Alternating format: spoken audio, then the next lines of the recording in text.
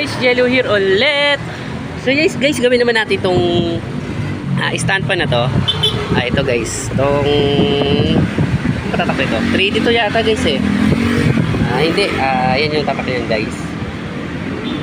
Yan. So, ang problema nito guys ay yung paa niya. Ito. Yan o, wasak na siya. So hindi na siya nakakatayo dito sa pinaka-stand niya. So, malamang tinali-tali pa nga nila to. So, yun guys. Ito yung stand niya. Yan. So, pag nilagay natin dito, yung stand niya, ayun. Ayun. Natutumba na siya. So, yan na yung itsura niya. Yun guys.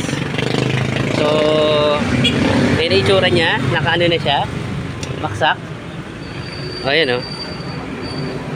So, hindi na siya nakakatayo. So, ang gagawin natin dito guys, papalitan natin to na